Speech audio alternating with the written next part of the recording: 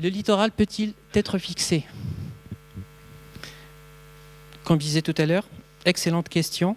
Et surtout l'affiche. Cette affiche a été faite par un graphiste chez nous, donc Alain Souquet, qui est quelque part dans le monde pour des vacances. Et quand j'ai vu cette image, je me suis dit, ben tiens, elle est un peu bizarre. Elle est un peu bizarre, d'une part pour avoir deux grandes mains comme ça sur le littoral, et surtout sur le littoral qu'on voit derrière. Bon, Alain est parti en vacances, donc je voulais lui poser une question. Il s'est inspiré de quelle plage dans le monde pour faire cette affiche? Malheureusement, il n'était pas là pour qu'il réponde à cette question, et j'ai commencé à chercher. Je me suis dit, tiens, ça peut être Gold Coast en Australie. On voit un tout petit peu les similitudes. Ça peut être Abu Dhabi. On voit à peu près la même chose. Des immeubles et un bout de plage. Ça peut être Miami. Presque la même chose. Ça peut être Nice. À la limite, on peut agrandir les immeubles, mais on est à peu près dans la même configuration. Ça peut être Rimini, en Italie. La même configuration. Des immeubles, malheureusement, il manque le bout de la photo, mais les immeubles peuvent être également hauts. Ça peut être également à Cadiz, en Espagne. Vous voyez, j'étais aux États-Unis, j'étais en Australie, je suis sur deux exemples en Europe, et à chaque fois, on a la même configuration du littoral. Je vais prendre un peu plus de temps sur cette image, ou cette photo, à Cadiz. Pourquoi plutôt Cadiz? Pour la simple et unique raison, c'est qu'il y a 2 jours ou 3 jours, j'avais un collègue à l'université de Cadiz qui travaille sur les problématiques du littoral, Javier Benavente. Donc, c'est une plage, comme vous pouvez voir, observée, bien urbanisée. Et sur cette plage, de temps en temps, il y a un réseau qui s'appelle le réseau CEMAR. C'est on va dire, une fondation où il y a toutes les universités du sud d'Espagne qui travaillent sur la thématique littorale se sont rejoints pour créer, on va dire, un laboratoire international d'excellence maritime qui s'appelle CEMAR. Et dans les actions menées par CEMAR, ils font, on va dire, parfois des expositions sur la plage, notamment sur cette magnifique plage, donc la Victoria, à Cadiz. Et ils se sont amusés, ce qu'ils me racontaient comme histoire. Ils ont pris une journée où il y avait pas mal de monde sur la plage. En travaillant avec un laboratoire de sociologie, ils ont dit, ben tiens, on va voir les gens, on va leur donner des feuilles, des crayons, et on va leur poser une seule et unique question. Quelle est votre perception du littoral ? Quelle est votre perception, quelle est votre vision de la bande de littoral? Et puis, il a commencé à recevoir des dessins, en partant, on va dire, avec des gamins de 5 ans à des gamins de 80 ans. Et vous pouvez imaginer les réponses ou les images, comment on a représenté ce littoral. Si on fait la somme, pour 80% de la population, c'était quoi le littoral?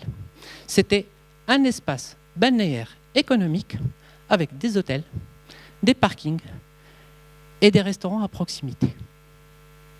De 5 ans à 80 ans.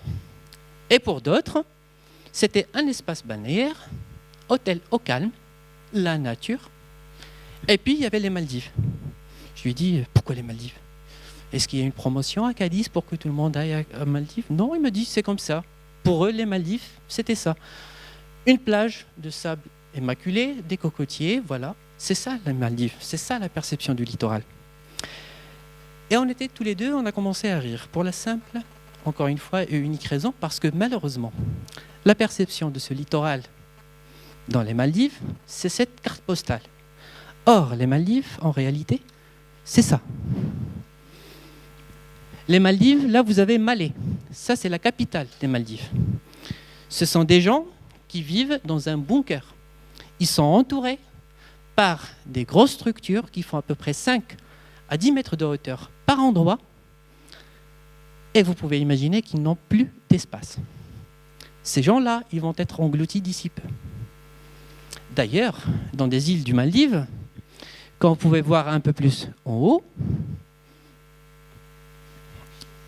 cette personne, je ne pense pas qu'elle pense aux cocotiers, mais elle pense plutôt à quand est-ce qu'il n'y aura plus de maisons pour s'abriter. Et ces jeunes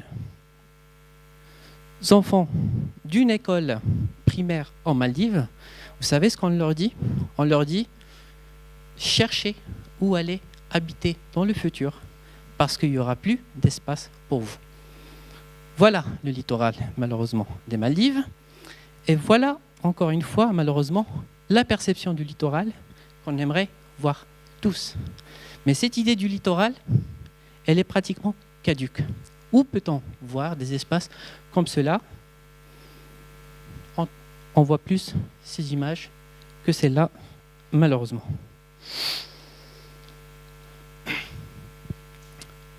L'être humain est parti à la conquête du littoral depuis belle lurette. Je ne vais pas faire un cours d'histoire, ce n'est pas ma spécialité, mais ce que je veux dire, qu'il y a 3 raisons principales qui ont poussé l'être humain à aller à la conquête du littoral. On était bien à l'intérieur des terres, mais il y avait quand même un certain besoin qu'on a sur le littoral. Lequel? Le premier. Le premier était principalement économique. Et quand on parle d'économique, il faut manger. Et quand on va manger, il faut pêcher. Et pour pouvoir pêcher, l'idéal, c'est qu'on aille s'installer au bord du littoral pour tout simplement mettre en place des petits ports de pêche. Là, sur ces images, qu'est-ce que vous voyez? Vous voyez, c'est les funia. Je ne sais pas si vous connaissez au Japon. Ce sont les vieux villages de pêche.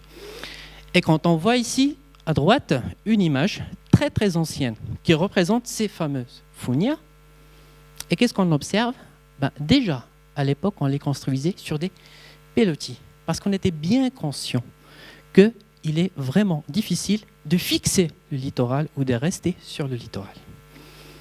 Ces constructions sur les pilotis, bien évidemment, ils ont perduré petit à petit. Et l'être humain est parti partiellement à la conquête du littoral pour développer une activité sans chercher à le fixer. Vous reconnaissez le delta du Nil? Le poumon vert de l'Égypte? Sans ce poumon vert et sans le bassin du Nil, ils sont 100 millions d'habitants aujourd'hui, je ne sais pas combien ils étaient jadis, mais en tout cas, les Égyptiens anciens sont partis à la conquête, encore une fois, de ce delta, pas forcément pour la pêche, mais quand on parle d'un système deltaïque ou d'un système estuarien, on parle d'un apport en matière organique, c'est-à-dire des terrains fertiles pour l'agriculture. Voilà encore une fois une des raisons pour laquelle on est parti à la conquête aimablement de ce littoral sans chercher encore une fois à le fixer. On ne peut pas parler de la relation entre l'être humain, le littoral et la mer sans parler de la navigation. Bien évidemment, on s'est installé sur des chenaux de navigation, des fleuves navigables pour pouvoir communiquer facilement. Mais encore, l'être humain est allé à la recherche d'espaces favorables pour installer les premiers ports. Si je vous pose la question maintenant, pour vous, c'est quoi un port maritime? Pour vous, un port, c'est au minimum 2 jetées. Or, jadis, on pouvait avoir des ports dans des fonds de baie. Voilà un exemple d'une cité antique avec un port qui a été bien développé en fond de baie, c'est-à-dire on pouvait avoir des espaces pour une activité portuaire, mais sans qu'on fixe le littoral. On s'adaptait toujours petit à petit et on est bien resté sur ce littoral sans chercher à le fixer. Alors, comment on est passé de cette configuration du littoral à la configuration du littoral que je présentais en préambule? Je ne sais pas si je pourrais dire malheureusement ou heureusement, avec la démocratisation des congés payés. Voilà 1936, congés pour tout le monde, ruée sur le littoral. Mais malheureusement, il n'y a pas de place pour tout le monde au bord du littoral. Il va falloir construire. Construire des aménagements, construire des habitations, construire des hôtels. Et si vous voyez ces images, ça c'est le Touquet, Paris-Plage. C'est la même configuration du littoral que j'ai présenté en préambule. La seule différence, c'est que ça, c'est en noir et blanc et maintenant c'est aux couleurs. La même chose. Une piscine, un parking et des habitations au bord du littoral. Pas que pour un intérêt touristique on est parti à la conquête et à l'anthropisation de ce littoral. Petit à petit, on a commencé à agrandir nos ports, à construire des aéroports au bord du littoral, parce que malheureusement, il n'y a pas d'espace d'accommodation à l'intérieur des terres. C'est la deuxième histoire de ce littoral qui commence petit à petit jusqu'à ce qu'on tombe sur cette fameuse configuration Camargue, Il y en a quelques-uns qui reconnaissent. Et vous pouvez voir sur cette image la panoplie des aménagements que l'être humain peut mettre sur un système côtier. La totale, en partant des ports, aux ouvrages de protection, à une marina, à un système portuaire. Et voilà, plus d'espace libre, mais un littoral fixe. C'est plus la carte postale que je présentais en préambule. Voilà les images qu'on commence à observer maintenant du littoral. Avant, après, des petites images de destruction. Hélas, il y avait une route ici au bord du littoral qui n'existe plus. Des villages de pêcheurs qui se retrouvent détruits de plus en plus. Pourquoi ? Pourquoi on est passé de la carte postale à ces images du littoral ? Là, vous êtes sur la Costa Pacifica, en Californie. Voilà l'image actuelle du littoral urbanisé avec les problématiques de l'érosion et ces bouts de falaise qui tombent petit à petit, malgré qu'on a essayé de s'accrocher au maximum, à bétonner la falaise, à mettre des enrochements. Regardez juste l'image suivante. C'est là où vous avez des enrochements, où il y a plus de destruction.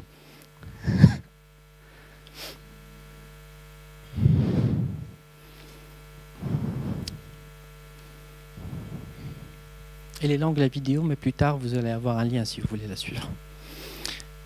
La configuration actuelle du littoral est passée d'un système où on avait un contact direct entre l'être humain et le littoral. Maintenant, on a presque partout une barrière qui nous sépare, que ce soit des enrochements, des épis, des digues. Encore une fois, les Maldives, vous voyez un tout petit peu les jetés, des brise-lames partout. C'est le littoral actuel. Si on se pose la question, pourquoi on est arrivé à cet état? Mais pour pouvoir amener des réponses à cette question, j'aimerais tout simplement définir ce que c'est un littoral. Un littoral classique a cette configuration type. Là, certainement, vous êtes sur des littoraux meubles, mais qu'est-ce qu'on peut observer? La quasi-totalité des configurations morphologiques d'un système littoral actuel. Vous avez des estuaires, des flèches sédimentaires, des tombeaux, si ça vous rappelle Quiberon, des plages de baies, des îles barrières, des systèmes lagunaires. Sans parler, on va dire, des systèmes plus durs, c'est-à-dire soit les environnements ou les systèmes littoraux dénudés ou les systèmes à falaise. Comment fonctionne ce littoral? Pourquoi on est passé, on va dire, d'un premier schéma à un deuxième, malgré qu'on a ce système? Un littoral, c'est un système. Pour les informaticiens, ils savent ce que c'est un système. Un système, c'est à peu près une boîte noire. En l'occurrence, pour le littoral, ce n'est pas une boîte noire. On sait ce qu'on a au sein de cette boîte noire. Le système, il est là. Il a des composants très simples. Premier composant, un sédiment. Deuxième composant, des processus. Ce sont des processus qui sont liés à un forçage externe. Quand on parle d'un forçage externe, c'est la houle, la marée, la climatologie, la météorologie. Vous avez un contexte géologique. C'est l'histoire de votre système littoral. Vous ne pouvez pas comparer le littoral breton au littoral du Pas-de-Calais. Vous ne pouvez pas non plus le comparer au littoral aquitain parce qu'on n'a pas le même héritage géologique. Vous avez une morphologie, c'est-à-dire une forme, et tout ça tourne dans une boucle simple. Vous avez des processus, ça peut être des courants qui vont déplacer des sédiments, qui vont façonner un littoral. Ce littoral lui-même, il va impacter, encore une fois, les processus. Vous pouvez imaginer, vous avez une plage, comme ça, avec une pente rude. Imaginez les courants qui vont venir. Imaginez tout simplement la réaction de la houle quand elle va taper sur un littoral rude comme celui-là. Elle va se réfléchir. Quand vous prenez les plages en Normandie ou en Nord-Pas-de-Calais, elles sont trop larges, ce qu'on appelle des plages dissipatives, elles sont comme ça. La houle, elle prend tout son temps pour s'amortir avant d'atteindre le haut de plage. Vous prenez le littoral morbihanais, c'est une autre typologie du littoral, ce qu'on appelle un littoral intermédiaire, avec un haut de plage avec une petite pente abrupte, et en bas de plage, vous avez du plat. Donc, ce n'est pas le même fonctionnement de la houle sur le premier, le deuxième et le troisième. Alors maintenant, si je change de morphologie, qu'est-ce qui va se passer? Eh bien, je vais changer le mode de transport sédimentaire. Si je change le mode de transport sédimentaire, je change la morphologie. C'est un effet domino. Il suffit tout simplement que je touche à un point de ce système et les impacts, ils vont venir en cascade. Quand on a un système naturel non impacté, on a un modèle simple de fonctionnement, très simple. Il dit quoi? Vous avez deux profils, vous avez deux configurations de votre littoral entre l'hiver et l'été. L'été, vous avez une belle plage avec une superbe berme, un espace balnéaire relativement important. Il va y avoir une tempête l'hiver, on érode le sédiment du haut de plage, il va se positionner là en attente en bas de plage, et quand les conditions vont se calmer, il va revenir. Et on reste dans une boucle. Ça paraît logique et simple. Non, ce n'est pas forcément aussi simple et logique que ça. Là, vous avez une coupe d'une partie de la plage. C'est la partie, si vous voulez, entre le maximum de hauteur d'eau et le minimum de hauteur d'eau lors de la marée basse, ce qu'on appelle l'espace intertidal, où vous avez ce battement de la marée. Sur cet espace-là, je peux m'amuser à vous dicter 12 types de courants différents qui se génèrent sur cet espace-là. Chacun participe dans le fonctionnement de cette portion du littoral avec des transports sédimentaires. Il y en a un qui mobilise, l'autre déplace dans cette direction ou dans l'autre. Celui-là ramène vers le haut de plage, l'autre ramène vers le bas de plage. Un autre déplace le sédiment d'une façon longitudinale, l'autre d'une façon transversale. C'est relativement compliqué.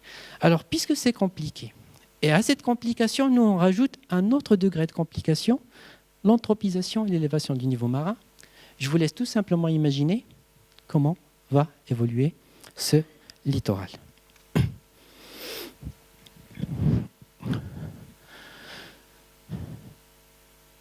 Le littoral fonctionne avec 3 composantes principales. L'eau marine, le sédiment et une morphologie.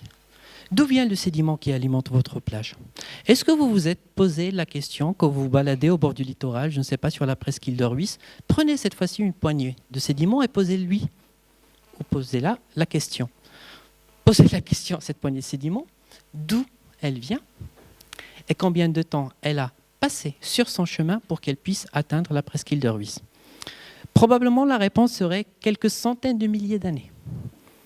Et ce grain de sable, il était probablement à l'intérieur des terres, voire ailleurs. Et je ne sais pas combien de temps ça a pris pour finir sur la presqu'île de Rhuys. Ce sédiment, jadis, venait principalement de l'intérieur des terres. Il était acheminé par les fleuves. Or, les fleuves ne drainent pratiquement plus rien. Pour la simple et unique raison, c'est que la première des choses à laquelle l'être humain a pensé, c'est d'installer des barrages sur les fleuves.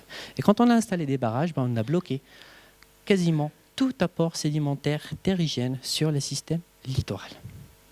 Donc on se retrouve sur des systèmes dépourvus d'apports supplémentaires en sédiments. Vous avez un seul stock, alors il va falloir faire avec le stock existant. Comment on va faire? Les systèmes littoraux fonctionnent sous ce qu'on appelle des cellules littorales. Une cellule littorale, c'est quoi? Une cellule littorale, c'est une composante morphologique entre deux pointes. Elle peut être entre deux pointes de baie. Une plage de baie, c'est une cellule sédimentaire qui devrait systématiquement chercher son équilibre. C'est quoi son équilibre? On a ce fameux courant qui longe tous les littoraux du monde qui s'appelle une dérive littorale. Qu'est-ce qu'il fait ce courant? Il emprunte un sédiment d'un point en amont et il va le déposer quelque part en aval. Vous allez me dire comment on va faire dans un système qui est dépourvu de sédiments. Sur un système comme celui-là, la plage, pour chercher son équilibre, elle va emprunter de ce côté et le déposer de l'autre côté. Donc, on va avoir de l'érosion ici et de l'accrétion un peu plus loin. Mais dans un système non impacté, où il y a des apports sédimentaires supplémentaires, on ne voit pas cette perte de sédiments. Parce que quand on a 10 grains de sable qui partent, on en a déjà 9 qui sont venus. Mais malheureusement, ce mécanisme-là n'existe pratiquement plus.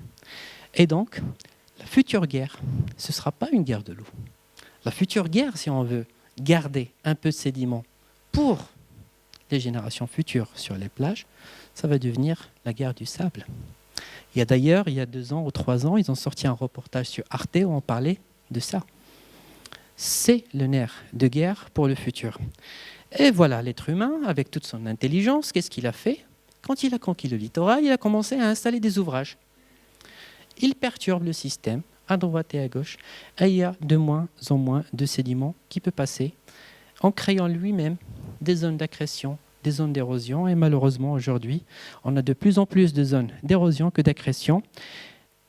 Et dès qu'on touche, comme je disais tout à l'heure, à ce littoral, on va appliquer ce système ou ce principe de simple, touchant en amont, modifiant en aval. Je sens bien mes étudiants qui vont rigoler, ils vont dire « Monsieur Cedrati, à chaque fois, nous répète cette phrase. » Oui, parce que c'est le b.a.-ba de la dynamique littorale.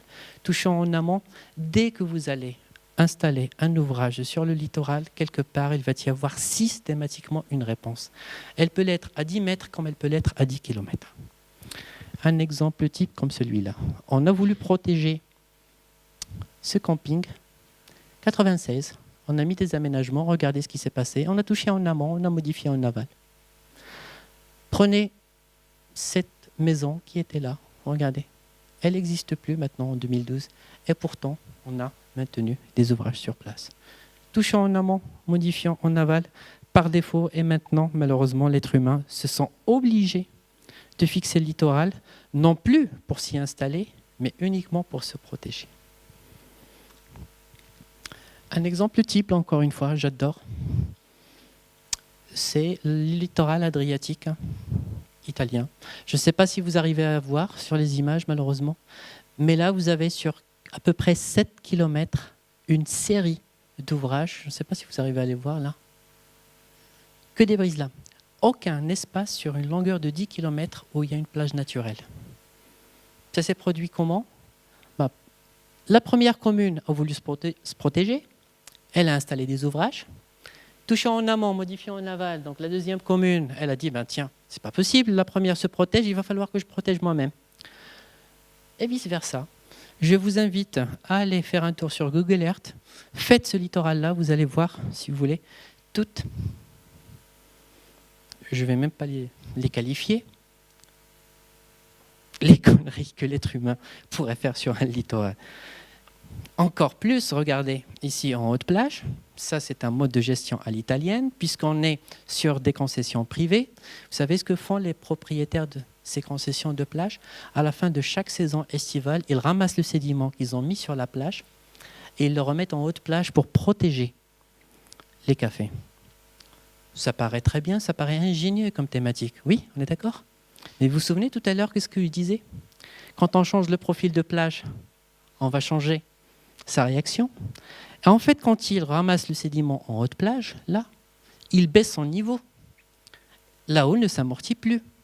Et les dégâts qui suivent dans l'hiver après, elles deviennent de plus importants.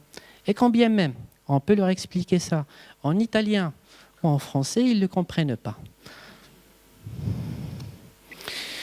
Que peut-on faire aujourd'hui sur le littoral? S'accommoder? Quand on est au bord du littoral, on passe tous sur pilotis. Comme ça, il n'y aura pas de problème avec l'élévation du niveau marin. Se protéger, c'est-à-dire se barricader avec des ouvrages. Le retrait, est-ce qu'on est prêt à partir un peu plus loin? Ou d'autres techniques, notamment le rechargement de plage. Rapidement, avant de passer la parole à Julia, quand on parle de méthodes de défense côtière, il y a 2 écoles. L'école ancienne, hard, ingénierie littorale, qui veut dire béton, béton, enrochement, enrochement. Avec des épis, avec des brise-lames, avec des digues ou avec des ouvrages croisés. De nouvelles technologies ou réflexions soft. Et puis, on a l'hybride, parce que parfois, le hard ne suffit pas, le soft ne suffit pas. Il va falloir travailler avec les deux. Donc, rapidement, je vais juste défiler l'impact de ces ouvrages, que vous connaissez tous. Les épis, classiques. Il n'y a pas un ingénieur océanographe qui ne peut pas dessiner un épi. C'est son premier réflexe. Mettre une barrière sur le littoral. Et la réponse, elle est là, rapide et efficace. On met une barrière, il n'y a plus un grain de sable qui passe. On crée une plage quand on a besoin de créer une plage, et à côté, il n'y a plus rien. Touchant en amont, modifiant en aval. Le même principe peut être appliqué avec ce qu'on appelle des brise-lames. Ce sont des ouvrages parallèles au trait de côte.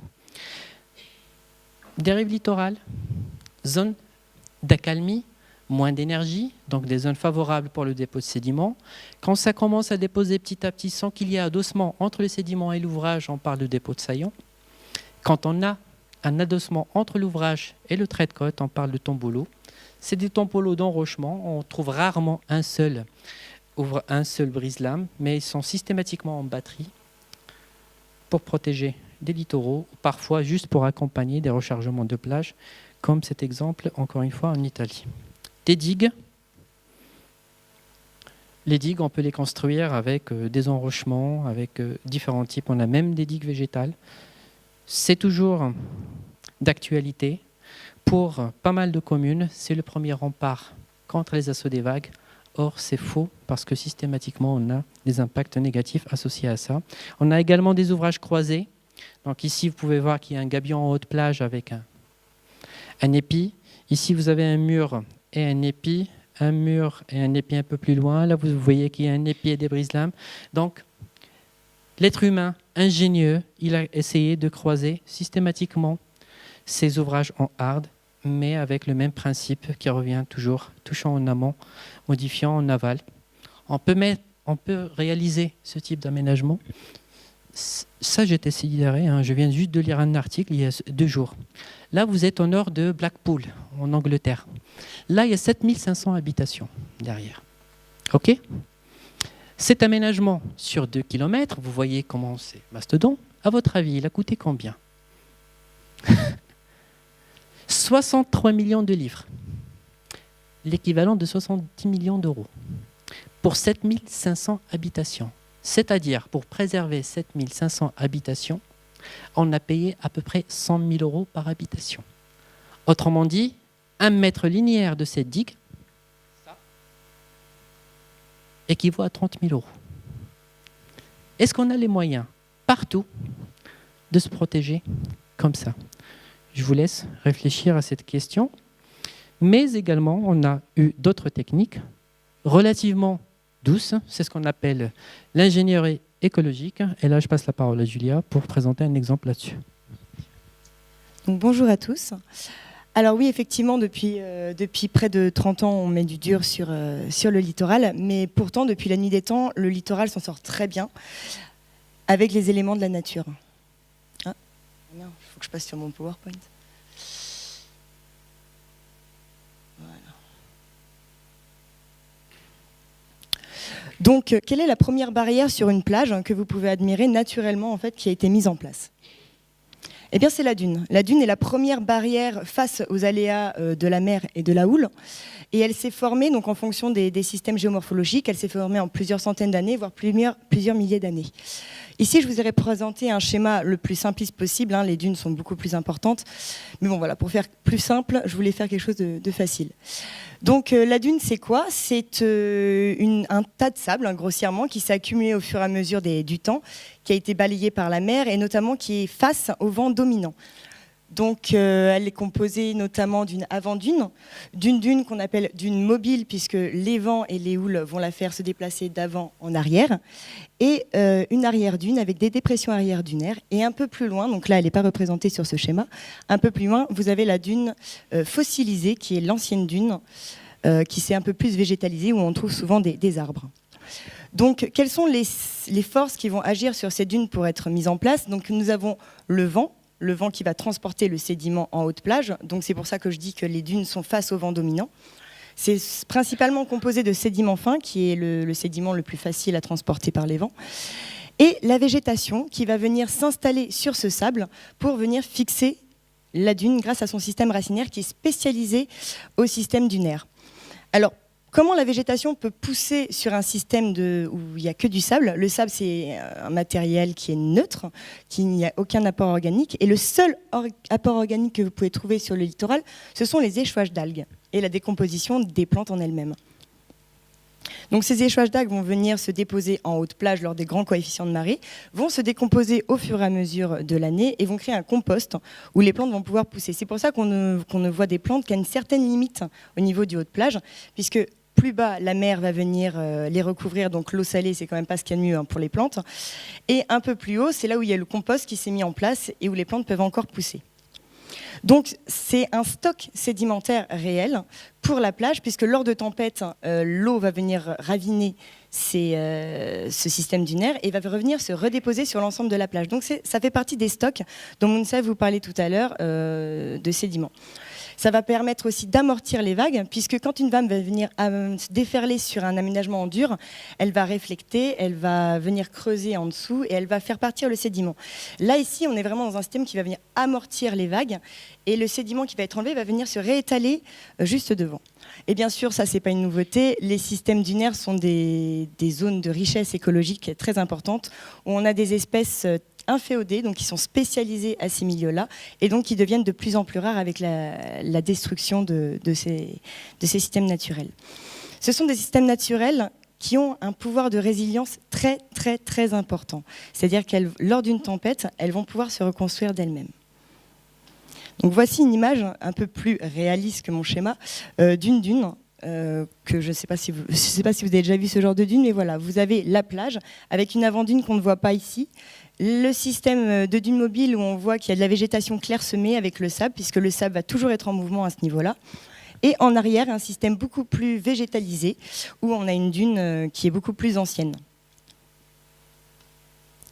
Donc voilà encore mes petits schémas. Donc on a une dune qui est influencée par les aléas météo-marins, avec sur le premier schéma une dune en bon état, avec une avant-dune qui s'est montée grâce au dépôt d'algues, une dune mobile et une arrière-dune. Lorsqu'on a des grandes marées d'équinoxe ou des surcôtes lors de petites tempêtes, la mer a tendance à venir taper directement sur cette avant-dune et à venir creuser la dune. C'est un système naturel qui fait que du coup ça crée des micro-falaises.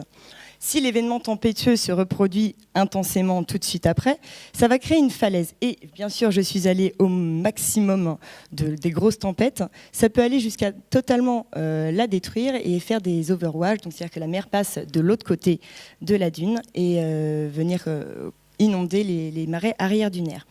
Ça, c'est des choses qui peuvent se passer, pas sur des systèmes dunaires entiers, c'est quand même très rare, mais ça peut créer lors de brèches, en fait. Quand la mer passe au niveau de la dune, ça peut créer des brèches et créer ce genre de système-là. Donc là, j'ai un exemple de la dune, donc c'est dans le nord de la France, où justement, on voit la création de cette micro-falaise suite à une tempête. Et suite à une grosse tempête, on voit littéralement que la dune s'est ravinée totalement. Mais donc, comme je vous l'ai dit, c'est un système qui est résilient, donc qui a tendance à revenir à son état naturel assez rapidement grâce aux phénomènes de vent et de houle, et notamment des dépôts d'algues. Donc là, je vous ai refait un petit schéma où on voit justement le vent qui va venir essayer d'apporter du sédiment sur la falaise dunaire, puisque les plantes vont ralentir le vent et donc le sable va venir se tasser en pied de dune.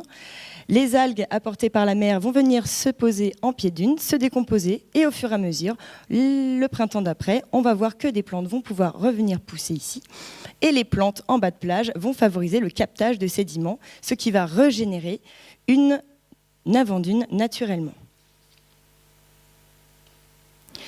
Mais comme vous l'a raconté Mounsef, l'être humain est passé par là et dans l'urgence s'est dit « Oh Toto, attendez, j'ai une falaise qui s'est construite sur ma dune, demain il n'y a plus de falaise, ma maison va être totalement inondée. » Donc en panique totale, on va construire, on va mettre du dur, on va mettre des cailloux, des enrochements et donc du coup on va les mettre en pied de dune. Le problème des enrochements, c'est que ça n'arrête pas l'eau. Rien en fait n'arrête réellement l'eau. Donc l'eau va venir, lors des grandes tempêtes, l'eau va venir s'infiltrer à l'intérieur des enrochements et créer un affouillement. Le sable va quand même toujours partir, mais on le verra moins. Il va partir par en dessous. En plus de ça, comme on a une certaine tendance à imperméabiliser l'arrière-dune, le marais arrière-dunaire qu'il y avait à la place de la maison sur mes précédentes diapos est totalement comblé et du coup il n'y a plus d'échange d'eau. Et ça crée une fragilisation totale puisque l'eau, au lieu de s'infiltrer, va rester bloquée et va venir éroder par arrière la dune. Donc qu'est-ce qui se passe lors d'un événement tempétueux ? L'eau, à force de taper sur le sable, va quand même continuer à éroder et les enrochements vont tomber. En plus de ça, on a des risques d'inondation puisque l'eau qui pouvait passer sous la dune à la base ne peut plus passer et donc ressort sur la zone qui a été totalement imperméabilisée. En plus de ça, on est sur des systèmes, donc là je vous présente un système très anthropisé, donc quand il y a des échouages d'algues importants, les mairies, les communes et les communautés de communes ont tendance à venir nettoyer les plages en été, ce qui empêche l'apport de compost et donc ce qui ne favorise pas la pousse des plantes et donc la recréation d'avant-dunes. Donc comment concilier une urbanisation et la dynamique naturelle ? Eh bien, il y a tout un pouvoir que les écosystèmes naturels peuvent nous fournir et qu'on a tendance à totalement oublier. Donc, comment est-ce qu'une dune se génère ? Comme je vous l'ai expliqué, une dune se génère grâce au vent. Donc, qu'est-ce qu'on peut faire ? On peut créer des obstacles au vent pour capter ce sable, tout comme les plantes sur une dune. Donc, ce qu'on fait depuis très longtemps, je pense que vous connaissez tous le système de Ganivelle, on met en place des barrières, des barricades de bois, comme ça, sur la plage. Donc, en plus, c'est biodégradable, donc c'est toujours mieux, qui va venir à stopper le vent et stopper les grains de sable qui sont transportés par ce même vent. Et vous voyez qu'au final, on arrive à recréer des avant-dunes, donc des gros tas de sable en pied de dune. Donc il y a d'autres systèmes pour capter le sédiment, il y a aussi des filets. Il y a aussi le système de végétalisation des dunes. Comme je vous l'ai dit, les plantes vont elles-mêmes aussi venir fixer le sable grâce à leur système racinaire et vont venir stocker le sédiment transporté par le vent. Donc voilà, qu'est-ce qu'on fait souvent aussi ? On réutilise les sapins de Noël qu'on va venir placer derrière des ganivelles qui vont favoriser le captage de ces sédiments. On va venir planter aussi des oyas. Donc l'Oya est une plante spécialiste du système dunaire qui est assez haute et assez robuste et qui prolifère très très bien sur le système dunaire. Donc ils ont un système racinaire très particulier qui vraiment va venir fixer le sable en profondeur. Donc vous voyez, ça peut former des zones comme ça d'Oya bien alignées. Alors à chacun sa technique, chacun utilise ses ressources naturelles pour avoir une gestion la plus propre et la plus logique possible par rapport à son système littoral. Nous, en Bretagne, on s'est rendu compte qu'on avait une ressource très importante. Donc on a un petit peu de sable, on a du vent, on a un petit peu de végétation, mais on a des dunes qui sont un petit peu érodées. Et dans le Morbihan, on a une abondance en algues rouges. Je ne sais pas si vous avez déjà remarqué les échouages rouges que vous pouvez voir notamment sur la presqu'île de Rhuys. Et donc ces algues-là sont habituellement exportées des plages. Sauf que nous, on s'est dit, on connaît les ganivelles, on connaît les casiers de ganivelles, pourquoi est-ce qu'on ne les remplirait pas avec des algues, vu que c'est ça le composteur des plantes ? Donc on a créé le système qui s'appelle AlgoBox. Donc c'est un système simple qui réunit les ganivelles et les algues. Donc les ganivelles sont mises en place, elles vont favoriser le stockage de sédiments en pied de dune, créer un bourrelet de sédiments. Et une fois que les échouages d'algues vont arriver, nous allons remplir ces ganivelles avec des algues. Au cours de l'été, ça va favoriser l'amortissement des vagues en pied de dune. Et au cours du printemps, lorsque tout cela va devenir un compost, les plantes inféodées au milieu littoral vont exploser puisqu'elles vont avoir un apport en matière organique très important. En plus de ça, contrairement à une digue, ça va optimiser la dynamique naturelle. On va avoir un coût de matériaux très peu coupé, parce que comme vous l'a dit Mounsef, une digue, ça peut jusqu'à 30 000 € le mètre linéaire. Là, ici, on était sur 7 000 € pour 700 mètres d'AlgoBox. Donc on n'est pas sur le même système. Et donc du coup, voilà, c'est ça, c'est de l'éco-ingénierie en fait. Essayer d'utiliser la dynamique naturelle, de la forcer, de l'accélérer un petit peu, pas trop non plus pour la respecter, pour améliorer le système. Donc on a fait une première expérimentation sur la plage de Penvins, sur la commune de Sarzeau, où on a mis en place une batterie comme ça d'AlgoBox. Et on peut voir, donc ils ont été remplis en premier l'hiver 2014, et on peut voir que dès juillet 2015, la végétation a repris totalement ses droits. Et en juillet 2016, elle continue de proliférer. On n'a pas re-rempli entre les deux, mais on voit qu'il y a eu vraiment quelque chose d'important. Et en plus de ça, sur les profils topographiques qui ont été mis en place, tous les mois, on avait un profil qui était fait, on voit que la dune s'est littéralement régénérée et a recréé un bourrelet avec de la végétation. Donc, tout ça pour expliquer qu'en améliorant la connaissance de nos systèmes littoraux, on peut arriver à jouer avec pour pouvoir favoriser l'être humain. Il n'est pas forcé de mettre du dur, on peut aussi utiliser les systèmes naturels et qui sont des systèmes qui marchent depuis la nuit des temps. Mais bon, c'est à toi. Mais bon, il y a aussi d'autres méthodes. Merci Julia. Oups. En effet, il y a d'autres méthodes. Donc, dans le principe est hard, comme on dit, c'est de l'ingénierie, mais la mise en place, elle est soft. Je pense que vous avez reconnu l'image en haut, à gauche, celle-là. Ici. C'est les fameux pieux sur la plage de Saint-Malo. C'est les premiers pieux, ou ce qu'on appelle maintenant des épis hydrauliques qu'on a installés en France. Ils fonctionnent de la même façon que les épis ou les brise-lames que j'ai présentés tout à l'heure. Il suffit tout simplement de les aligner, que ce soit perpendiculaire au trait de côte ou parallèle au trait de côte. Ils vont continuer de stopper partiellement le sédiment puisqu'elles sont perméables. On va en accumuler ce qu'il nous faut pour rééquilibrer la plage et laisser passer ailleurs. C'est le même principe. On peut le mettre en T, on peut le mettre avec des barrières en pied de dune et également sous forme d'épis. Rapidement, je vais passer sur cet exemple-là de Tréfiagat, si vous voulez bien. Vous pouvez connaître la plage, qui n'est pas loin de Quimper, un peu plus quand on remonte vers Brest. Pourquoi je vais parler de cette plage en particulier? Regardez l'état de la dune sur cette plage de Tréfiagat en juin 2010. Qu'est-ce qu'on va faire? On a fait une petite étude. On a investi. Investissement, c'était ce qu'on appelle des stabi-plages, une espèce de boudin qu'on va remplir de plage et qui va faire office d'une dune. 100 000 € d'investissement en 2010. 2014, le géotextile n'existe plus. 2015, on a investi encore une fois 176 000 € pour recréer un remblai en 2015. Novembre 2015, il n'y a plus rien. Février 2016, vous voyez que le système s'empire. Vous avez sorti vos calculettes, je ne sais pas. Vous avez additionné combien on a investi sur cette plage depuis 2010 ? Et finalement, on a choisi de faire avec des éléments simples, des pieux en rondins de bois qui ont coûté 51 000 € sur 2 barrières expérimentales et vous pouvez vous-même voir l'impact et l'efficacité. Au lieu de mettre du dur, soyons intelligents, faisons avec les éléments de la nature et exploitons la dynamique actuelle sur site. Il y a d'autres système, on va dire, de protection, c'est ce qu'on appelle ces fameux boudins, ces géotubes, qu'on remplit avec du sable et on les façonne sous forme de brise-lames ou d'épis. C'est très bien d'en installer, mais le problème parfois, c'est de trouver du sable pour pouvoir les remplir. D'autres techniques, le rechargement de plage. C'est une drague qui est sur la plage de Brighton, à Essex.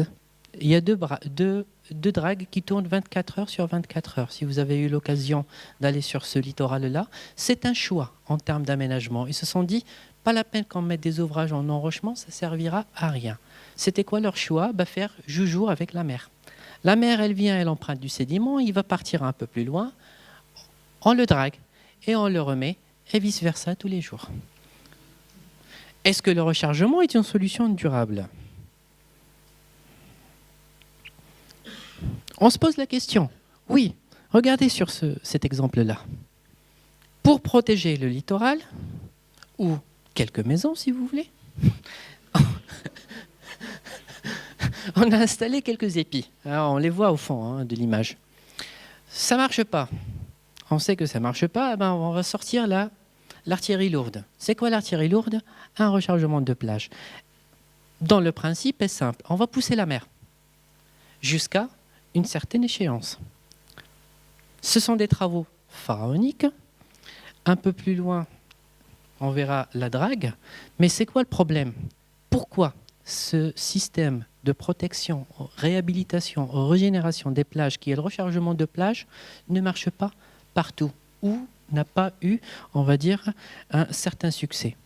Encore une fois, pour la simple et unique raison, c'est que probablement on n'a pas de sédiments.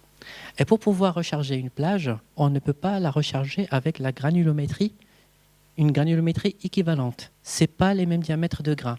Parce que si vous mettez les mêmes diamètres de grains, ils vont partir, puisque les premiers sont déjà partis. Alors pas la peine d'en remettre de la même granulométrie. Il va falloir en mettre un peu plus grossier. Et pour pouvoir trouver un peu plus grossier, il faut aller les chercher dans des gisements un peu plus lointains. Puisque vous vous éloignez, plus que votre mètre cube va coûter cher. 1 mètre cube pour le rechargement de plage qui a été effectué c'est des grands rechargements de plage sur les plages de Gavre et les plages de Kervelen, toutes les plages là vers le Lorientais. C'était à peu près 10 à 12 euros le mètre cube. Pour une plage, quelle que soit sa taille, parfois des petites plages, on en a besoin au minimum de 100 000 mètres cubes. Mais ce n'est pas un one-shot, parce que la mer, elle va encore une fois prendre ce sédiment. Donc il va falloir prévoir tous les ans, voire tous les 5 ans, entre 20 et 30% de rechargement supplémentaire pour maintenir. C'est un investissement lourd, dont malheureusement, pas tout le monde a les moyens. Sinon, quand on n'a pas les moyens, on fait avec les moyens du bord. Voilà les Maldives, comment on se protège. Avec des pauvres sacs de sable et un filet. Voilà comment on se protège dans l'Asie du Sud-Est, en Indonésie et en Malaisie, en créant avec les éléments de la nature des barrières, avec la végétation, et en remettant de la mangrove, parce que la mangrove, sur ces systèmes côtiers, elle peut être un premier rempart contre les assauts des vagues. On peut faire autrement. Ici, vous avez le Bangladesh. Vous pouvez imaginer qu'ils n'ont pas de moyens pour faire ni rechargement de plage, ni construire une digue. Alors, qu'est-ce qu'ils vont faire ? Ils vont faire leur digue à eux, avec des filets remplis de coquilles. Les mêmes filets remplis de coquilles, on les utilise avec un certain succès pour protéger des plages en Jamaïque. À chacun sa méthode de se protéger en fonction de ses moyens. Ceux par contre à qui il va falloir qu'on pense maintenant, c'est ceux qui n'ont plus de leur chez eux. Tuvalu, c'est la capitale des îles Marshall. Ce sont les premiers réfugiés climatiques. Ce sont des gens maintenant qui se sont résiliés à vivre quelques mois de l'année avec 20 cm d'eau au-dessus de leurs chevilles. Eux, malheureusement, je dirais, c'est un peu trop tard. On ne peut rien faire pour eux. Mais nous, tous, que peut-on faire ? Il faut investir dans la connaissance. Il faut investir dans le suivi. Chaque individu peut participer à une meilleure connaissance des systèmes littoraux. Une meilleure connaissance des systèmes littoraux veut dire assez de recul, assez de bagages scientifiques, assez d'expérience pour ne pas faire d'erreur.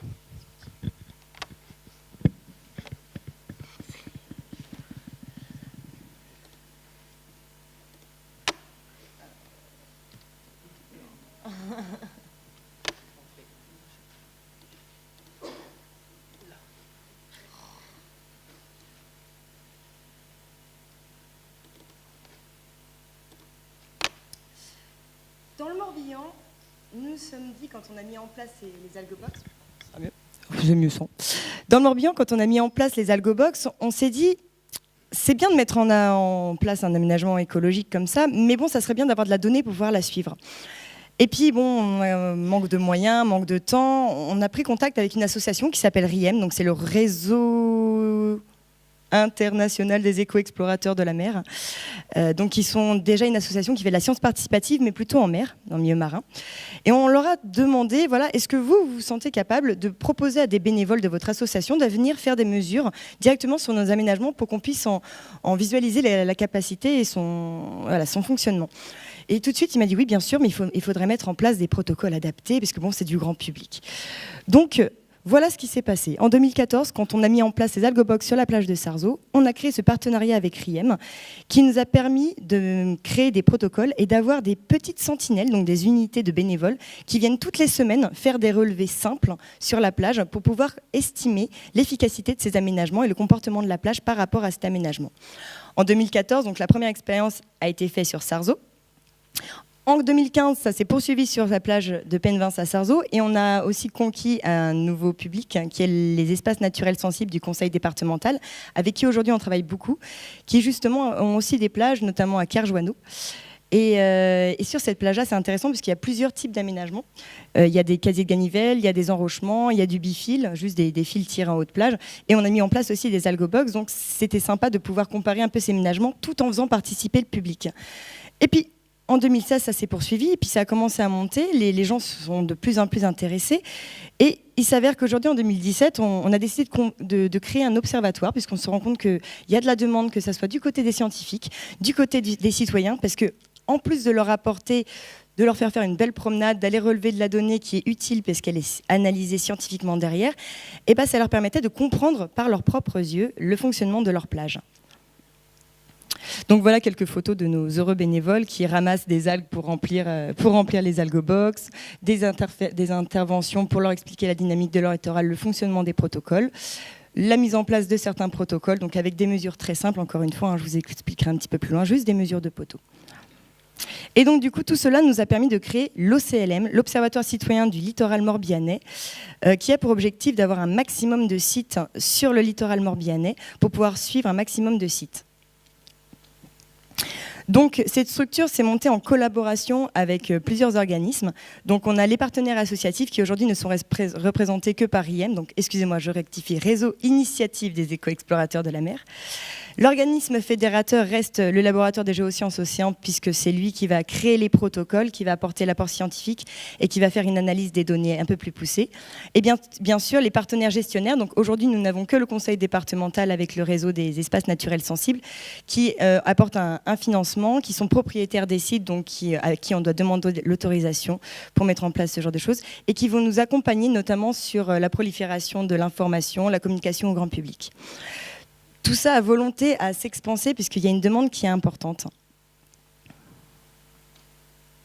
Donc ce qui est intéressant dans cet outil, c'est qu'il est très très pédagogique, en plus d'être fédérateur, puisqu'il va fédérer plusieurs types de partenaires. Il est très simple. Donc comme dit Jacques de l'association RIEM, ce sont des protocoles qui sont simples, mais surtout pas simplistes, puisqu'il faut que le bénévole puisse, il ne faut pas qu'on le prenne pour un bêta, et il faut que la donnée soit utile et soit analysable. Donc qu'est-ce qu'on a comme données simples à réaliser? Ce sont des mesures vraiment bateau, avec uniquement 1 mètre.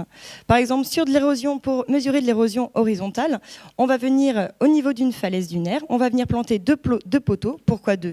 Un pour avoir une limite de mesure, et le deuxième pour avoir un alignement parfait pour que la donnée soit le plus juste possible à chaque bénévole, puisqu'il y a plusieurs bénévoles, donc il faut vraiment ajuster le protocole à maximum. Et donc du coup, le bénévole va venir mesurer avec son mètre la distance qu'il y a entre le pied de ce poteau, qui est censé pas bouger normalement, et la limite de falaise. Vous avez aussi l'érosion verticale. Donc comme vous l'a expliqué Mounsef, la plage va bouger va reculer vers la dune et va aussi bouger comme ça en fonction des saisons et en fonction des tempêtes. Et donc du coup, cette mesure de l'érosion verticale, uniquement avec une perche graduée, on va voir quand le sable arrive et quand le sable repart. Et donc tout ça combiné avec les conditions météorologiques, on peut avoir vraiment une connaissance du système dynamique d'une plage assez précisément. On peut aussi faire d'autres suivis, des suivis floristiques, comme je vous dis, c'est très important sur la dune, donc revoir la colonisation de la végétation sur le haut de plage et sur l'avant-dune. On peut faire aussi notamment des suivis d'échouage, puisque c'est aussi une partie très importante de la dune, et aussi le suivi des vulnérabilités des infrastructures qui sont mises en place, et ce qui est mis en place en général sur les sites qu'on fait. On compare l'efficacité, l'ensablement des différents aménagements sur une même plage. Donc voici l'exemple du site de Kerjoano assez rapidement. Donc comme je vous l'ai dit, il y a 3 types d'aménagements, 3 algobox, des enrochements et 7 types de ganivelles. Donc sur cette plage-là, on a mis en place 3 types de protocoles. La mesure de l'érosion verticale, comme je vous l'ai dit, le battement sédimentaire, comme on l'appelle, l'évaluation du captage éolien, puisqu'à l'intérieur des casiers de ganivelles, on a mis des perches graduées qui nous permettent de voir à quel point le vent peut accumuler du sable en haute plage et en pied de dune, et l'estimation du recouvrement végétal pour voir à quel point la dune se régénère vite suite à une tempête. Alors, grâce à ces mesures, voilà, ça c'est un graphique un peu grossier, je vous en ai mis qu'un, vous rassurez-vous. Donc ça, c'est la hauteur cumulée des perches. C'est-à-dire que quand vous venez en tant que bénévole mesurer la distance entre le haut du poteau et le pied de sable, additionner tout ça, vous pouvez avoir des courbes. Donc chaque courbe correspond à un aménagement, et vous voyez, en abscisse, il y a la courbe de temps. Et donc, les grosses flèches rouges, ce sont des impacts météorologiques très importants. Là, vous avez une tempête, donc justement, on voit qu'il y a un algobox, l'algobox numéro 1, qui va capter beaucoup plus que le casier de ganivelle qui est à l'extrême est. Donc on voit qu'il y a déjà 2 systèmes différents lors d'une même tempête. On va avoir le côté ouest qui va s'engraisser en sable en haute plage et le côté est justement qui va gagner un petit peu en sédiment mais moins. On peut voir aussi des comportements différents lors de coups de vent différents. Donc là, je vous ai mis les conditions. Et là, vous pouvez voir que lors de l'hiver dernier, lors des enchaînements de tempêtes, donc de Kurt, Lev et Marcel et Zeus, je ne sais pas si vous vous rappelez un peu, on voit que sur cette plage, ces 4 tempêtes ont été plutôt bénéfiques en fait pour les hautes plages. Le sable a été totalement rasé en bas de plage et est remonté grâce au vent et à la houle jusqu'en haut de plage. Comme quoi, une tempête n'est pas forcément négative pour la dune, mais c'est bien des allers-retours, comme vous l'expliquait Mounsef avant, pour qu'elle puisse s'équilibrer tranquillement. Donc, comme je vous l'ai dit, l'observatoire, l'OCLM a une tendance à vouloir s'expanser. Et donc, du coup, cette année, nous avons créé 2 nouveaux sites, donc sur la Trinité-sur-Mer et sur la commune des Sénés. Donc, sur la plage de Kervilen, pour ceux qui connaissent, et sur l'île de Boued, où justement, on va pouvoir comparer 2 systèmes, encore une fois, totalement différents, avec l'île de Boued, qui est un système totalement naturel, absolument pas eutropisé, en fond de Golfe du Morbihan, donc où ça bouge pas énormément, et une plage à la Trinité-sur-Mer, où on a un cours d'eau qui va passer avec des formes vraiment beaucoup plus intéressantes. On a aussi la mise en place d'aménagements assez complexes comme des stabi-plages. Donc le citoyen va pouvoir venir par lui-même vérifier l'impact de ces aménagements, connaître la dynamique de sa plage. Donc voilà, pour l'instant, aujourd'hui, ce sont les 3 sites que nous avons cette année en sciences participatives grâce à l'OCLM.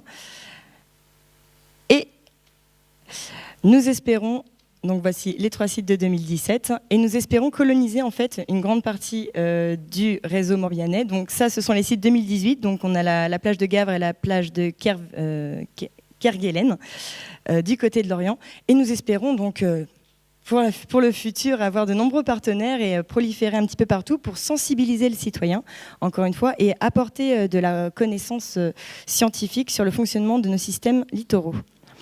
Donc pour continuer, comme on commence à grossir, on a réussi à créer on est en train de créer un site internet. Donc comme on est beaucoup sur de la science participative, on utilise beaucoup les citoyens et notamment les étudiants. Là, ce sont les étudiants de l'IUT de Vannes qui sont aujourd'hui en train de travailler sur la création d'un site internet où les bénévoles pourront directement rentrer la donnée sur ce site-là, envoyer leurs photos et avoir un maximum de connaissances sur leur littoral, puisque toutes les publications et toutes les informations sur leur plage seront à disposition sur ce site-là. Et on a aussi une volonté de faire un site très généraliste sur le littoral en général, donc avoir un maximum d'informations pour sensibiliser le citoyen. Donc l'Observatoire citoyen du littoral morbihanais n'en est qu'à ses balbutiements, mais bon, pour aujourd'hui, on peut déjà dire que pour les éco-bénévoles, c'est vraiment un sentiment d'intégration à la gestion de leur plage, une éducation à l'environnement, puisqu'ils vont apprendre des choses qu'ils n'ont pas forcément l'habitude d'apprendre, et ils vont voir des choses, et notamment une découverte de leur site, une découverte autrement que par juste une simple balade, et ils vont changer un petit peu leur regard sur le littoral. C'est vraiment le but qu'on va avoir. Pour les chercheurs, bien sûr, c'est de la donnée à haute fréquence, puisqu'on a des bénévoles qui vont aller toutes les semaines relever des données sur la plage. Donc vous imaginez une aubaine de données comme ça, ça nous permet d'avoir vraiment des données scientifiques très très précises. Ça nous permet aussi, grâce à ces données, de faire des préconisations d'aménagement pointues et le plus adapté possible au site. Et bien sûr, faire une diffusion et une vulgarisation de cette science. Pour le gestionnaire, c'est une meilleure compréhension de ces systèmes littoraux et il va pouvoir intervenir sur son site de manière beaucoup plus adaptée grâce à nos préconisations et bien sûr améliorer sa communication, puisque quand on fait de l'aménagement écologique sur une plage, on est obligé de communiquer derrière, puisque ça peut faire paniquer certains citoyens de ne pas voir du dur comme ça devant la plage. On a de moins en moins l'habitude. Mais du coup, voilà, de favoriser cette communication, comme quoi la dynamique naturelle peut aussi très bien faire le travail des êtres humains. Juste une diapo, c'est à moi qui revient, je dirais, le dernier mot, si vous voulez. Hop, 1 minute. C'est celle-là ? Oui, magnifique. Hop. 2 autres actions citoyennes. Comme par hasard, hein, c'est un collègue en Australie. Je le vois ici. Voilà, John Cook. Avec les habitants d'une commune littorale. Vous savez ce qu'ils ont fait ? Ils ont dit, tiens, on sait pertinemment qu'il n'y a plus de moyens au niveau de la collectivité territoriale pour aménager ce littoral. On sait, sur place, qu'il y a un potentiel environnemental. Limite le même potentiel dont parlait tout à l'heure Julia. Qu'est-ce qu'ils ont fait ? Voilà, entre universitaires, entre citoyens, entre la collectivité territoriale, peut-être avec plus de volonté, mais moins avec un financement, ils ont créé eux-mêmes leur propre système de ganivelle qui a été, si vous voulez, préconisé par un scientifique et dont le suivi va être réalisé par les citoyens sur place. Ça, c'est un exemple en Australie, mais si on reste en Bretagne, là, vous êtes en Cap-Breton.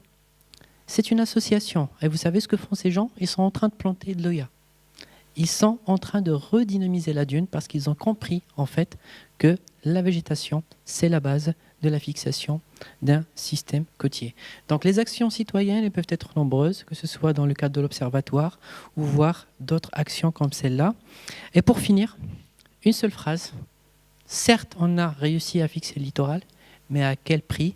Je vous laisse en méditer et je vous remercie.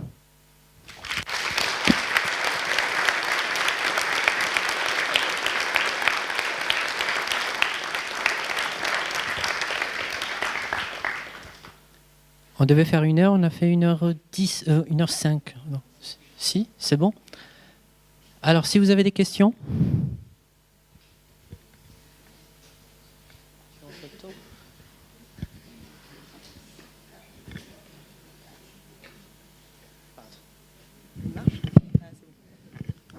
Ouais, merci. Super, c'est une bonne nouvelle ça. Ça fait plaisir de pouvoir amener le public sur la plage. Est-ce que vous avez pensé aux écoles, aux collèges et lycées, donc pour réviser l'arithmétique, la géométrie et puis aussi les faire sortir les mômes d'Internet, quoi. Oui, pourquoi pas. Alors comme je vous l'ai dit, on est au balbutiement au début. Donc après, bien sûr, c'est une volonté d'aller voir le plus large public possible. Et notamment, c'est intéressant effectivement de pouvoir jouer entre les matières. Et je crois que c'est ce qui est en train de se passer de plus en plus avec l'éducation nationale. Et c'est notamment ce qu'on met en place au laboratoire. Comment ça s'appelle ? Tout à fait. En plus, l'association, on va dire RIEM, va essayer d'élargir son public et aller encore une fois prêcher la bonne parole auprès des jeunes de quelques années, que ce soit dans des écoles, dans des collèges, dans des lycées. Ça va venir petit à petit.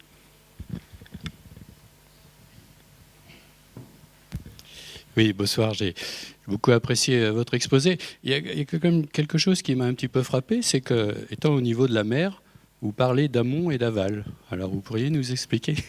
Pardon? Pour le niveau de la mer? Oui, on est au niveau de la mer. Donc, amont, pour moi, je vois ce que c'est. Oui. Amont, aval. Oui. Mais au niveau de la mer? Oui. Je ne voulais pas trop rentrer dans des détails, si vous voulez. Amont, aval, je l'ai expliqué tout à l'heure, c'était ce fameux courant de dérive littorale. Il faut comprendre que un grain de sable, il n'est jamais fixe sur une plage. Un grain de sable, il est fixe que dans un bocal ou quand il passe au stade vert après, normalement. Un grain de sable, il est perpétuellement en mouvement, soit vers l'avant, soit vers l'arrière, c'est-à-dire vers le haut de plage ou vers le bas de plage, et principalement d'une façon parallèle au trait de côte, avec ce courant qu'on appelle un courant de dérive littorale. Qui génère ce courant? Ce sont les vagues, c'est la houle. Quand vous êtes au bord d'une plage, je vous invite à faire ce petit jeu ce week-end s'il fait beau. Okay, vous allez vous balader sur la plage. Vous allez voir le moment où on a des vagues qui déferlent. Prenez un bout de bois flottant, ok, mettez-le, envoyez-le sur le déferlement. Vous allez voir que le bout de bois, il ne viendra jamais vers vous. Il va se déplacer d'une façon parallèle au trait de côte. C'est ce fameux courant de dérive littorale. Donc il y a un amont dérive littorale et un aval dérive littorale. Majoritairement, le sédiment se déplace d'une façon parallèle au trait de côte. C'est que ponctuellement, on va dire qu'il se déplace d'une façon transversale par rapport au trait de côte. C'est ça l'amont dérive et l'aval dérive. Non, c'est jamais dans le même sens, c'est en fonction de l'angle de propagation de la houle. C'est pour ça que tout à l'heure j'insistais sur le fait qu'il faut éviter de mettre des ouvrages sur la plage. Quand vous avez un ouvrage, quand vous avez un épi qui est perpendiculaire au trait de côte, vous savez pertinemment que la houle ne va pas se propager de la même façon. Une fois qu'elle va taper sur la pointe, elle va changer d'angle de propagation. Nous, comment on calcule ce courant de dérive littorale? Il est tout à fait simple. On vient sur une plage, on trace une tangente et une verticale. Et on calcule un angle. Si cet angle change de 4 grades, l'équivalent de 3 degrés, on change complètement de sens de dérive littorale. Parfois des plages, ça arrive dans des plages de baie. Vous arrivez l'été et il y a le côté, par exemple, est qui est en accrétion, le côté ouest, il est en érosion. Vous revenez Après, et hop, ça a changé. Pourquoi? Parce que ce sont des plages qui ont un double régime de houle. Un régime d'été et un régime d'hiver. Et cette houle, elle est générée par le vent. Pratiquement partout dans le monde, on se retrouve avec un double régime. Donc le sédiment se déplace d'un côté et il peut revenir. Un va-et-vient. Si on met un obstacle, il n'y aura plus de va-et-vient. Il n'y aura qu'un va et pas de vient.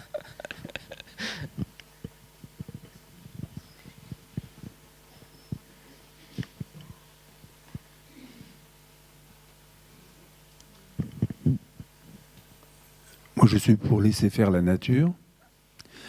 Je suis originaire du pays bigoudin. Vous connaissez la baie d'Audierne. Elle a reculé de 150 mètres dans l'espace de 40 ans. Et on n'a jamais construit, on n'a jamais rien fait. Et plus ça va, plus ça gagne. J'ai joué sur des bunkers quand j'avais une dizaine d'années. Maintenant, ils sont à 100 mètres en mer. Oui. Ça ne me surprend pas. Et je dirais pas laisser faire la nature, mais la nature, elle était comme ça. Elle doit bouger. Le problème, c'est cette notion du littoral, du trait de côte. Ça me ramène, là j'ai une étudiante il y a 2 jours ou 3 jours qui était en train de faire un exposé sur la dynamique des littoraux, où c'était à peu près ça, non? C'était sa thématique. Et j'avais un collègue qui est spécialiste en écologie. Elle lui a posé la question, elle lui a dit, tiens, tu me balances les mêmes chiffres à peu près. Il y a une plage qui recule, c'était de 10 mètres par an. Il disait, bah, pourquoi t'en parles aujourd'hui? Est-ce que ça a été le cas il y a quelques centaines d'années? Et en fait, c'est ça. Naturellement, le littoral n'était jamais fixe. C'est nous qui l'avons fixé. Parce qu'on a un repère. Il se peut tout simplement, ce que vous dites, cette baie cherche son équilibre. Elle n'est pas en équilibre. Elle va bouger régulièrement. Et quand vous me dites qu'il y a du sédiment qui se perd sur cette baie, bah, probablement il est en train de se faire gagner ailleurs. C'est son état évolutif. Elle est comme ça, elle n'est pas en équilibre, donc elle va chercher son équilibre. Parfois c'est un équilibre avec la pression, elle va gagner du sédiment, ou c'est un équilibre avec l'érosion. Si on ne se fixe pas, et on ne fixe pas ce secteur-là avec le regard, d'une façon naturelle, il doit bouger. Maintenant vous avez un repère. Vous avez eu des repères comme des bunkers. Il y a toute une discipline, hein, la bunkerologie. Quand je faisais mes études à Dunkerque, c'était ça quasiment. Il y en a qui ont fait des thèses là-dessus. Et c'était largement suffisant pour faire le suivi du trait de côte. C'est vrai, ce sont des repères, mais naturellement, cette baie doit être érodée en cherchant son équilibre. Si on ne peut rien faire, bah, pas la peine, on va dire, d'aller aménager parce que je pense qu'on va juste précipiter l'échéance au lieu de la retarder. Dans le cas des rechargements de plage, généralement, on va chercher le sable au large. Est-ce que vous avez pu quantifier la distance qu'il faut parcourir pour être certain que le sable qu'on rajoute n'est pas juste creusé devant, auquel cas il coule par gravité simple, hein? Est-ce qu'on a pu quantifier la distance idéale ou raisonnable pour pouvoir... Bonne question. Alors, je répondrai, si vous voulez, en 2 parties. Je répondrai particulièrement pour le Morbihan ou le littoral breton en général. Qu'est-ce qu'il a d'originalité ce littoral? On a des plaquages en haut de plage, des dunes relativement basses, et ensuite quand on observe un peu plus vers le large, on trouve qu'il y a des plateaux rocheux. Ces plateaux rocheux, ils jouent un rôle en tant qu'amortisseur de la houle, mais également ils jouent un rôle en tant qu'empêchement pour qu'il y ait une mobilité du sédiment du large vers la plage. Ce qui se passe que pendant les tempêtes, il y a du sédiment qui part au-delà de cette barrière. Mais malheureusement, il ne revient pas. Donc, si vous voulez mon avis, moi, je serais prêt pour aller chercher le sédiment, même s'il est en face, le ramener sur cette dynamique longitudinale. Après, est-ce qu'il y a une limite, si vous voulez, internationale par rapport à une empreinte de sédiment? Oui, c'est ce qu'on appelle la profondeur de clôture. C'est une profondeur qui change de 30 mètres à 40 mètres en fonction de l'environnement où on est, où on dit tout simplement qu'à partir de ce point-là, aucun grain de sable n'aura tendance à migrer vers le haut de plage. Ça, c'est calculé scientifiquement et ça peut même être suivi scientifiquement, que ce soit par des profils sismiques ou bathymétriques. Si on a la possibilité d'aller chercher du sédiment vers le large de cette profondeur de clôture et on le ramène dans l'espace où il est dynamique, moi je suis partant. Je suis partant. Je suis le premier à dire oui. Mais donnez-moi un seul exemple en France on a réussi à réaliser du rechargement. Je vous donne un exemple simple en termes de rechargement, juste pour vous dire la différence de mentalité et de gestion en termes de rechargement. En face de nous, là, en Angleterre, c'est l'État lui-même qui a défini des zones d'extraction potentielle de sédiments, qu'ils soient pour usage industriel ou pour le rechargement de plage. Et il y a des pays qui sont bien dotés, si vous voulez. On prend la Belgique, les Pays-Bas, c'est un terminus et il y a du sédiment en face, à gogo. C'est des bons sédimentaires. C'est des bons sédimentaires. Oui. Oui. Oui. Oui. Non, c'est pas. C'est pas à fond perdu. Moi, j'ai passé toute ma scolarité à Dunkerque. Je connais cette côte aussi de bout en bout. Non, c'est pas une cause perdue. Au contraire, je dis cette côte, elle a de la chance parce qu'elle a du sédiment en face qu'on peut rapatrier et l'utiliser pour le rechargement de plage. On n'a pas les mêmes tempêtes. Les tempêtes du sud de la mer du Nord, c'est pas les mêmes qu'on peut avoir ici en Bretagne. C'est pas les mêmes plages non plus. Il faut pas extrapoler. Au-delà de la profondeur de clôture. C'est ce que je disais tout à l'heure. La profondeur de clôture, elle peut aller d'une vingtaine de mètres à une quarantaine, cinquantaine de mètres. Elle est variable en fonction de votre profil de plage. La plage à Ostende, c'est pas la plage que vous avez ici à... Voilà, c'est pas la même plage. Ce sont des plages dissipatives différentes, c'est pas la même dynamique. Il s'en va, mais il reste sur place, heureusement. Juste en face. Ah si, je peux... Tout à l'heure, je parlais de la dynamique, cette fameuse dérive littorale. Vous savez, un grain de sable, quand on le perd ici en Bretagne, où est-ce qu'il va? Il finit probablement à Ostende.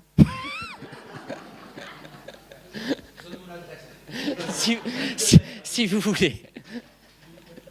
Je peux intervenir? Bonjour, Madame Lemoyle, je suis écologiste, on se connaît, du milieu marin et du milieu côtier. Donc, d'abord, je voudrais rappeler un point, c'est qu'en Bretagne, pratiquement les 3/4 des littoraux où il y a des dunes, ce sont des dunes fossiles. C'est-à-dire que ce sont des ensablements qui sont formés pendant les ères glaciaires auparavant. Donc, c'est un stock et effectivement, ça ne se nourrit plus. Ce que je voulais vous dire, c'est par rapport aux échouages. Donc moi, je viens de Brest et j'arrive sur Vannes depuis peu de temps, de quelques années. Les échouages sont énormes en hiver en presqu'île de Ruisse. À la limite, vous n'avez même pas besoin de box tellement ils sont importants parce que vous avez des dunes embryonnaires qui peuvent se reformer très facilement. Moi, j'ai vu et à Mousterlin aussi, la même chose, mais des épaisseurs d'algues rouges phénoménales. Alors, par contre, ce que je ne comprends pas, l'autre jour, j'étais à Penvins, c'est qu'on n'interdise pas le fait d'enlever des algues. On voit des personnes avec des caisses entières qui viennent chercher c'est ce qu'on appelle les goémons, certainement pour mettre sur les jardins. Et je trouve que c'est quelque chose qui devrait être vraiment interdit. Le deuxième point, c'est sur ce que vous appelez les sciences participatives. Alors moi, une fois de plus, je vais mettre un bémol à ça. Du point de vue de la sensibilisation des citoyens, je suis tout à fait d'accord avec ça. Mais ce qu'il faut, pour moi, vu tout ce que je connais de l'écologie, je peux dire que ça marque aussi le déficit d'emploi écologique qui n'a pas été créé. Et je peux vous dire, j'ai presque 40 ans d'histoire sur ce domaine-là. On a vu le numérique partir, l'informatique. Il n'y a pas un informaticien qui travaillerait bénévolement. Il n'y a pas un artiste qui fera un spectacle bénévolement. Par contre, on n'a rien vu se faire en écologie. Donc aujourd'hui, il y a un article dans Le Monde. Je pense que moi, je milite vraiment pour l'emploi écologique. Donc ce que vous faites à un observatoire, c'est vraiment très bien. C'est bien d'y associer Après tout, on peut faire de la science citoyenne, mais pensez quand même aux emplois, parce qu'il y a une telle demande. Et le troisième point, c'est l'intérieur du golfe du Morbihan. Moi, c'est un aspect écologique qui me passionne, qui est complexe. C'est un espace remarquable où alors là, des gradients d'hydrodynamisme très variables, idem pour la sédimentation. Ce ne sont plus des plages, ce sont des vastes estrans, ils sont majeurs. C'est la mer qui remonte sur d'anciens estuaires, d'anciennes zones lagunaires. Et il y a là toute une dynamique écologique qui est vraiment intéressante et qui est avec la remontée des eaux, est stoppée dans son évolution vu les murs historiques qui se trouvent. Et j'en arrive à la même conclusion parce que moi, ça fait 1 an que je cours derrière les chors, les spartinets, les oiseaux. Cette année, j'ai abordé les herbiers.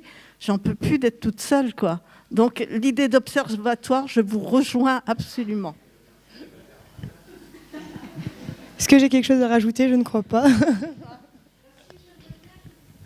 le parlier du Golfe, parce que je ne trouve pas que ce soit le même système sédimentaire dynamique que l'extérieur de la presqu'île de Rhuys.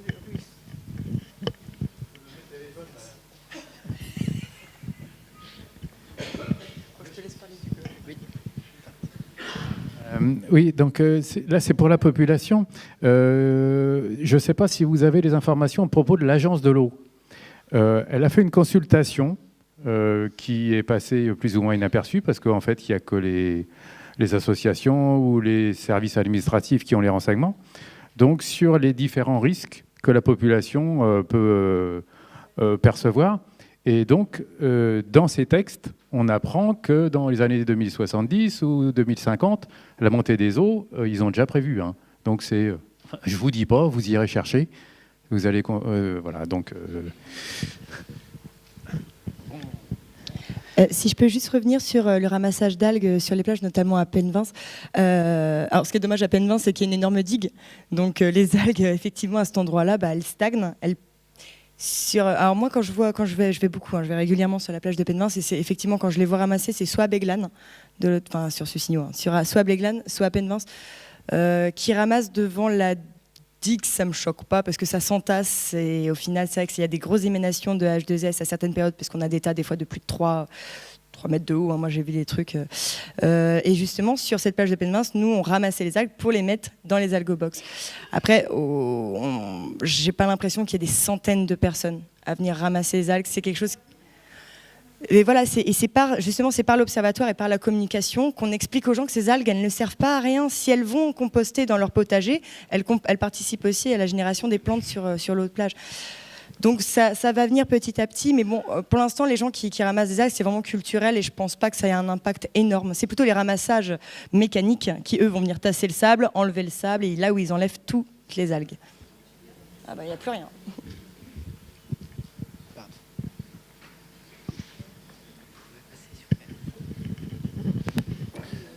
Oui, bonsoir. Vous avez dit que le sable vient principalement de la terre, par les rivières, et vous dites que les barrages sont un frein à la réalimentation de ce sable.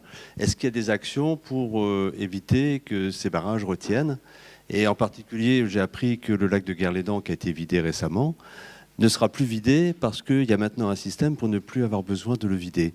Et est-ce que vous savez si maintenant on peut faire en sorte que le sable puisse s'écouler dans les barrages ou même sur le littoral, on a ce qu'on appelle un système de bypass. Un bypass, c'est-à-dire on crée plus ou moins des conduites qui permettent d'une partie le maintien de l'eau, mais de l'autre côté le passage de sédiments. Ça existe. Des grands barrages hydrauliques comme ceux qu'on a pu construire jadis, on en voit de moins en moins. Donc je dirais que le mal est fait dans un certain contexte. Sinon, pour le moment, là on construit maintenant des barrages, la technologie s'est bien développée et par le biais de ces conduites, qu'on appelle les systèmes de bypass, on peut d'un côté bloquer que l'eau, mais de l'autre côté, c'est-à-dire par des systèmes de pompage, donner une certaine pulsion pour que le sédiment puisse passer au-delà de cet obstacle.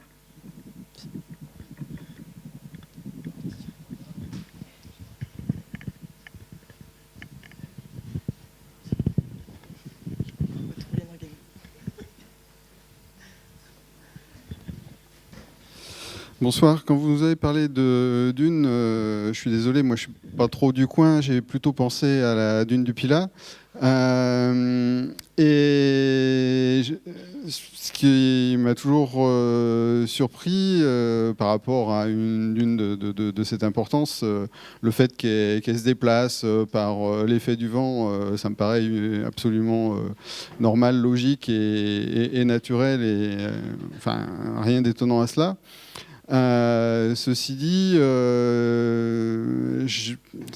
dans la région là-bas, il est question aussi de l'effet du piétinement sur la dune comme étant un facteur aggravant du déplacement de la dune. À quel point c'est effectivement vrai, enfin voilà, c'était un peu la question. En effet, sur le littoral aussi, on protège du piétinement par les ganivelles et par le bifil, tout simplement. Puisque bien sûr, quand on va mettre un poids sur des sédiments qui sont en équilibre avec un petit peu d'air, un petit peu d'eau, un système bactérien à l'intérieur, des systèmes racinaires, à partir du moment où on va venir piétiner régulièrement au même endroit, ce sable va se tasser. C'est mécanique, c'est logique. Et alors le problème sur les dunes, c'est qu'en plus de tasser le sédiment, on va venir détruire la végétation. Et donc, du coup, le système racinaire qui va venir maintenir ce sédiment va être totalement anéanti. Donc, du coup, ça va déstabiliser encore plus la dune. Est-ce que j'ai répondu à votre question ?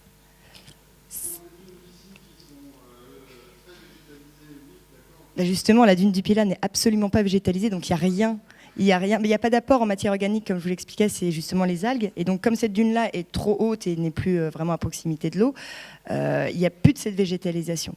Donc elle n'a plus de moyens en profondeur de se fixer, donc forcément le moindre impact, même une goutte d'eau sur le sable, c'est un impact important sur son déplacement. Donc vous imaginez bien des centaines de touristes, si elle n'est pas végétalisée, s'il n'y a rien pour retenir, c'est normal qu'elle s'érode. Et en plus de ça, avec le vent, elle a tendance à reculer, et avec les aménagements touristiques qu'il y a derrière, c'est très compliqué pour elle de reculer, j'ai l'impression. De toute façon, elle a de belles années devant elle, la dune du Pilat, parce qu'elle est bien dotée tout simplement. On est sur un système il y a du vent, il y a du sédiment en face, de bonne direction, elle est régulièrement alimentée. Donc je pense qu'elle a de belles années devant elle.